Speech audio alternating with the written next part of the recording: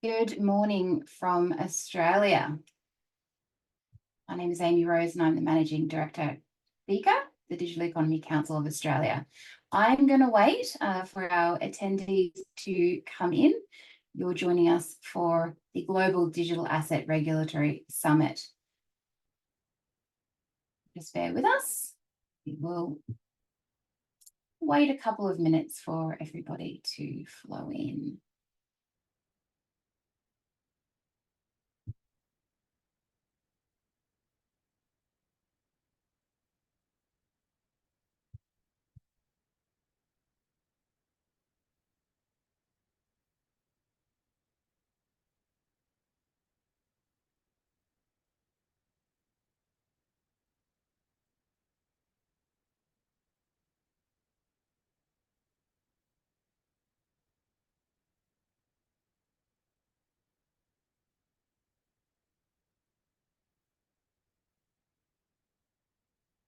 Thanks everyone for joining us this morning. We are 2 minutes in already. Just waiting for everyone to come in. We'll give it one more minute and we'll get the ball rolling. This entire day will run from 9 a.m. till 5 p.m. and will be recorded and redistributed. So if you don't get to watch some sessions, that's absolutely okay. You will see it across our platforms in the coming days and weeks. From this particular event, we will be also digesting it, extracting the data and creating a report just to compare and contrast what the different jurisdictions are doing in relation to regulating digital assets. And I guess some key lessons and takeaways that we'll be able to lean on perhaps in Australia as to how we might be able to overcome some of those hurdles that other jurisdictions have experienced. So we'll give it a little bit longer and we'll get the ball rolling.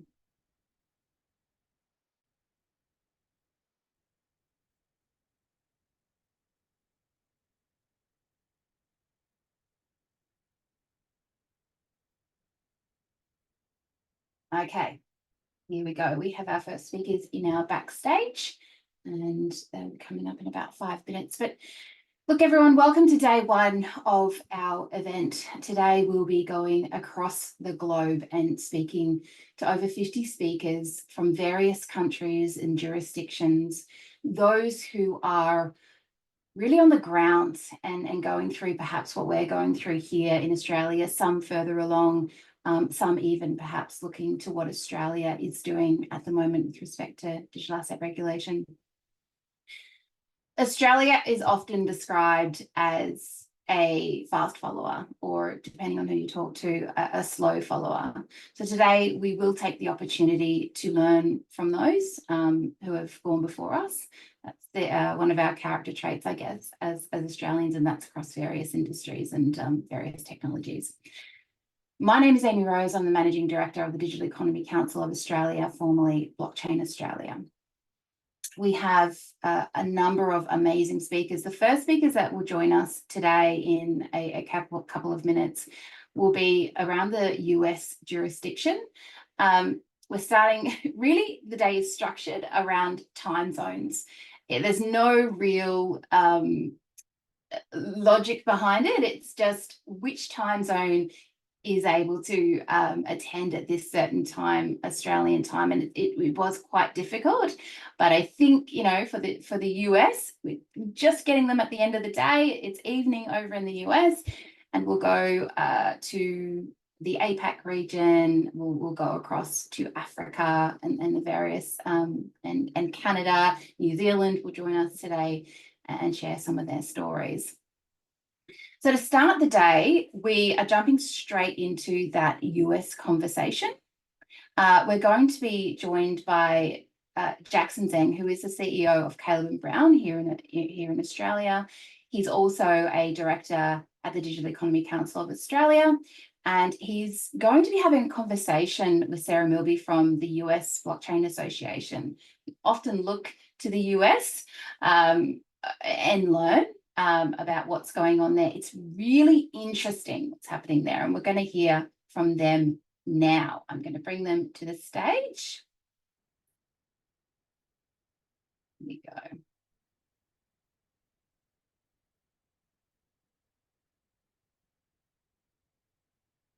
That's a moment.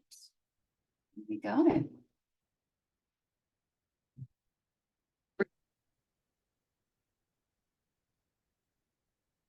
Okay, Jackson, I'm going to hand it over to you. Good luck, and thanks, Sarah, for joining us. Thank you very much, Amy Rose. Hi, everyone. All right. So my name is Jackson Zeng. I'm a director at Digital Economy Council Australia and CEO of Blockchain Australia. I'm very privileged to be joined by Sarah Milby. Sarah's the head of policy at Blockchain Association in the US. Sarah, I know Amy Rose said it's just structured by time zones, but we are the first session of the day, so there is, don't believe Amy Rose. I think there is some preference when we're speaking to the US. Sarah. No, thank you for having me. Yeah. Yeah, great to have you, Sarah. Can you start by giving us some history on yourself and the Blockchain Association and describe how the association works with the regulators in the US? Yeah, thanks. So I first got into crypto as kind of a funny story. I was doing a homestay in Madagascar, of all places, and tried to return the favor to a homestay sister there. I really wanted her to come visit me in the US and give her the opportunity to practice her English.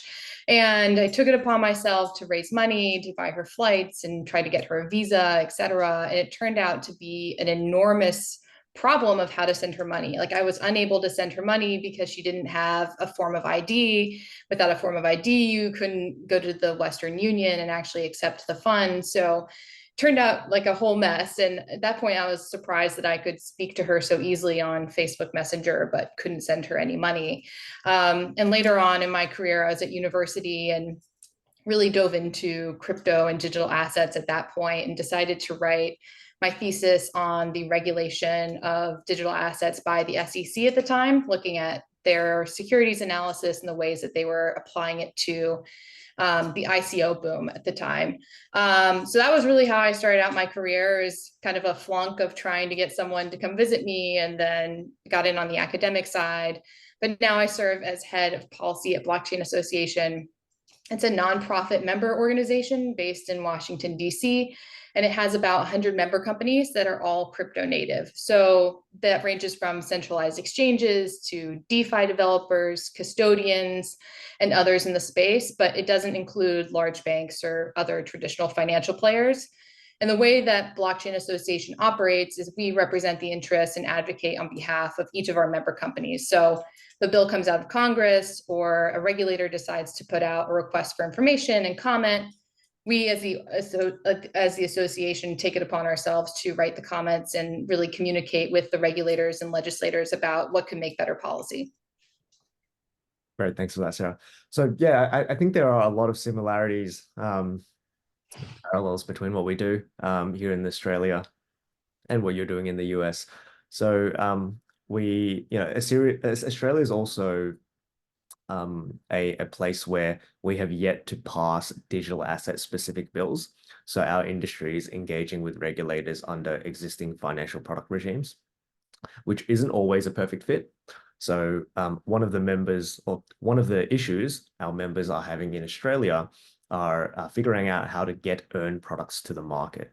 So I would love some insight on the US side, and get a bit of insight from you on how your US members are getting their earned products and their staking products to the market. Yeah, like you mentioned, the US hasn't passed any kind of comprehensive market structure regulation for the industry. So a lot of the confusion that exists for developers and creators in the space is trying to determine if a token is a security or a commodity, which is particularly relevant in US markets because we have a dual regulator system when it comes to financial markets. We have the SEC, which is the securities regulator, and the CFTC, which is our commodities regulator, and they tend to split jurisdiction depending on whether a token is a security. And so until we answer that question and find a good test for how to put tokens into different buckets, it becomes a bit of a jurisdictional land grab between the two, and people are operating in a lot of uncertainty. Despite the lack of legislation, regulators have been fairly active in using their enforcement authorities to regulate in the space. So we've seen an example with this in staking products, for instance, where a large digital asset exchange was forced to shut down its staking operations because of an SEC enforcement action where the SEC thought that the staking product was a securities offering, and for that reason decided to enforce against that company. So they shut it down, and that's quite frequently something that we see occurring here is regulators using their existing authorities and applying, in some cases, 100-year-old case law to these brand new assets and trying to figure out which bucket to put them in and how to fit them into our current regulatory system.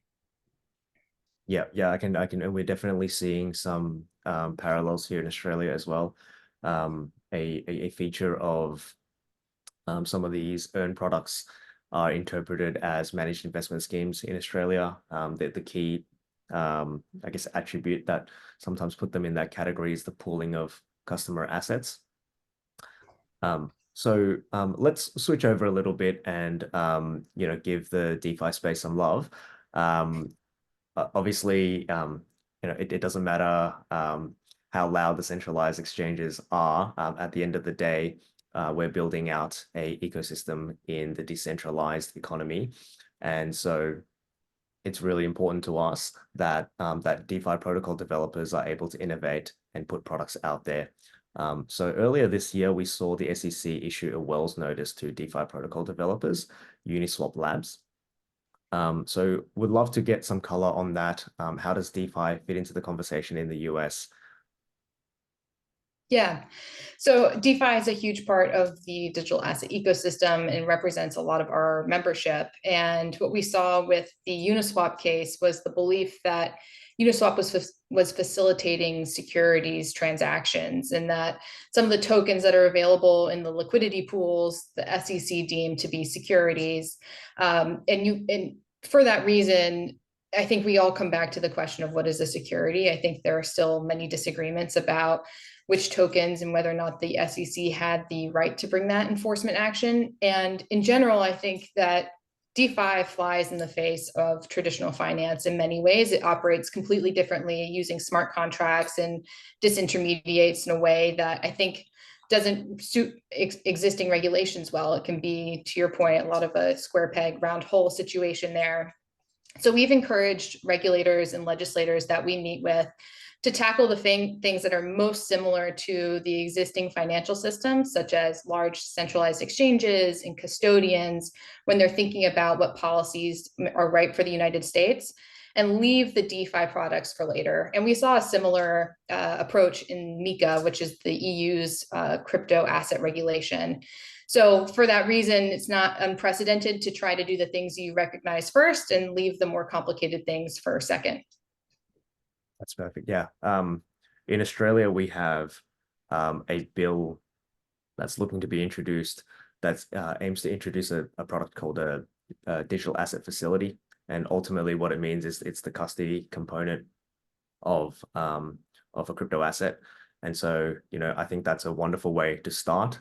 It addresses the biggest consumer risk first. And, for the speakers here, if you get a chance, speak to your local MPs and make a recommendation to make that a priority for Australia. We over the last couple, I think this might have been just 2 days ago, we're seeing the SEC enforcement start expanding towards the NFT space as well. So I believe it was OpenSea that also received the Wells notice. Have you had enough chance to share some light on that as well, or are we still seeing that develop? Yeah, it's a development in that traditionally companies don't tend to share when they receive a Wells notice. I think that's actually something that's very particular to the crypto industry in showing solidarity and wanting to put up a good fight against the SEC. A Wells notice just indicates that the staff plan to recommend that the commission take enforcement against a company, but it doesn't actually mean that an enforcement action is coming for certain, and it doesn't give any kind of time horizon for that event. So it just is kind of a light indication of that. And we haven't seen the Wells notice itself, so it's hard to gauge exactly what OpenSea, the SEC believes that OpenSea is doing wrong and flying in the face of the securities laws. So for that reason, I think it's similar to some of the other Wells notices we've seen. It's a little hard to dig too deep without knowing the facts and circumstances. But that being said, I think the securities approach to NFTs is something that really, I think, should be scrutinized and done so carefully, considering the fact that NFTs, for the most part, represent digital collectibles and art and non-financial products. So I think there's a really big question about, should a securities regulator, a financial markets regulator, be intervening into a marketplace that's selling non-financial products? Yeah, and I think you raised a really, really interesting point that traditionally companies don't share when they receive a Wells notice, but that seems to be a common theme in the digital asset space, is that these companies know that their consumers love their products. They know that their consumers, for the most part, have, some of the recent ones we've spoken about have not been harmed by these products. And so, I think something that our industry has some work to do on is educating the policy writers and educating the regulators on what consumers really are looking for in this space. And what the key thing that comes back over and over again is start with custody, start with the centralized players. We might take it a little bit broader now. I would just, Sarah, I'd love to give you a chance to share what you think the upcoming biggest hurdles are in the US. Yeah, I think there are three large ones. And the first one, which I've mentioned a few times, is just figuring out which market regulator should oversee digital asset markets and when. So which tokens and which circumstances belong to the SEC or CFTC. And generally, we call this market structure. It's an umbrella term that we use for figuring out the market regulations in the space. So we've seen a few bills come through this year and actually pass on the House level. So that was the Financial Innovation for the 21st Century Act, or FIT 21. And we see a similar effort happening in the Senate right now with the Digital Commodities Act. So both of these bills are really trying to tackle the question of, how do we regulate the centralized exchanges, the custodians, and other intermediaries in the space to provide enough consumer protection to individuals that are interacting with different crypto products? I think a second really big bucket is the tax space. Although tax is not the most sexy policy area, is actually incredibly important, and it's wide ranging as well. And actually the only really crypto specific piece of legislation that's passed in the United States had to do with tax. It was in the infrastructure bill in 2020, anyway, so the infrastructure bill essentially set up a definition of broker, which is a type of entity that's required to send information to our tax collector about different types of transactions that consumers are conducting to make sure at the end of the year that they're paying their tax bill. And the definition of broker was so broad that it not only captured centralized exchanges who are well positioned to acquire that kind of information from their customers, but also players in the DeFi space potentially. So we're still waiting for the final regulations about how exactly the IRS intends to enforce those different regulations. But in the meantime, it's been interesting to try to game out whether or not DeFi is going to be included, and if so, how. That's just one really, really small slice of the tax space. There are many others trying to figure out how staking rewards should be taxed, for instance, or whether or not you're giving a charitable contribution. In the United States, those are generally tax exempt. If you're doing, giving to charity, should you be able to do so without getting a, appraisal, like going to a third party to have your digital assets appraised if there's a readily available price as well? It's like one extra hurdle to cross, being able to use your digital assets for a good cause. So that's just an example of the ways in which tax can be, I think, implemented to do good and to really help the industry and streamline what's already a really complicated part of our lives. And then the last one is illicit finance. I think there's one particular article that came out last year in the Wall Street Journal that I think turned a lot of heads on Capitol Hill. For better or worse, I think members of Congress read headlines, and seeing the use of digital assets connected with terrorist organizations was not very good for our reputation. And I think has also raised some alarm bells for members. And we want to enable law enforcement as best we can to be able to tackle the problems that we're seeing in the space. So being able to give them the right tools that they need to approach illicit financing in the digital asset industry, but also make sure that when Congress wants to put forward different policies, it doesn't inadvertently hurt huge swaths or accidentally ban different parts of the industry. There were a few proposals we saw that might have, if they were enacted, would actually ban parts of crypto in the US, which is, we don't think, the right outcome. So I think those are kind of the three big buckets of things that will be really big policy hurdles going forward. Yeah, and as you speak on each of those, there are immediate parallels that I'm sure a lot of people in the audience can immediately think of. Some of the tax ones, I believe, are still. It's quite remarkable that we're still having this discussion, but we still haven't figured out the treatment of wrapping and bridging assets across blockchains.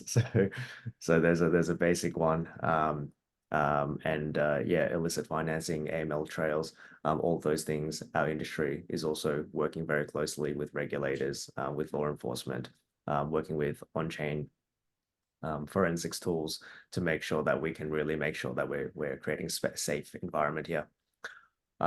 We've got a couple minutes left, so this is probably maybe entertaining or maybe not entertaining topic for depending on who you are, but in Australia, crypto is a fairly non-partisan topic, and we've recently seen it become significantly more partisan in the United States. So I would love to get your insight on how that's been, and whether you think it actually benefits the industry to be a bit more partisan and to be in the conversation a bit more, or whether it's detrimental and creates polarization. Yeah, it's a really interesting space right now. So in general, I think crypto is still not very partisan in the US. I think there is a select few in Congress who are quite savvy on the topic, but for the most part, people have read headlines and might have heard a few concerning topics. Maybe their niece or nephew invests in crypto, and that's about the extent of their knowledge. So most of the members probably don't have a very informed opinion. And the divide we've seen to date has been more generational than partisan. So there's been an age gap, I would say, in the ability to understand and wrap your head around the complex topics in the digital space in which our industry operates compared to traditional finance. Trying to explain to a member of Congress what mining is or how blockchain is not always the easiest thing to do, but we definitely try. And in general, election year is a really interesting time. So Donald Trump, who is one of our presidential candidates this year, has actually come out very outspoken in support of crypto very recently, which I think is really starting to shift the tide in terms of gaining more political momentum in the space. But I don't think that hasn't been met with a counterpart in the Democratic space. I'm not saying that Vice President Harris has also created an informed opinion. She hasn't yet. But I do think Democrats in general, when in an election, are faced with new topics that they are actually forced to give opinions on in different times. So it wouldn't surprise me if at some point on an election debate, you might see on the stage a question about crypto come up, and then Vice President Harris has to give an answer. I think different candidates are being forced into positions where they need to articulate their ideas where they haven't had to previously have a stance. And for that reason, I think we'll start to see where people fall a little bit more as we get closer to November, because those kinds of questions will be asked to candidates and they'll be forced to respond. So it's an interesting time. And honestly, for our industry, it's very new to be politically relevant, to be honest. 4 years ago, we were just a little blip on a radar, maybe not even on the radar.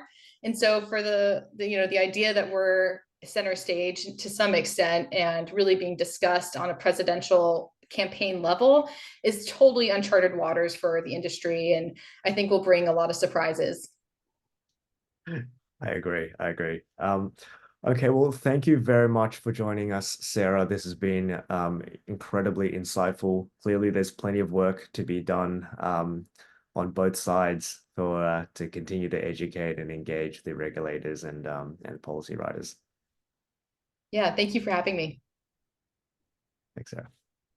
Thanks so much, Jackson and Sarah. That was exactly what we needed because everyone was a bit hungry for that. I know it. We have another session to move to. Thank you so much again. And for all those attendees, we'll see you in the next session.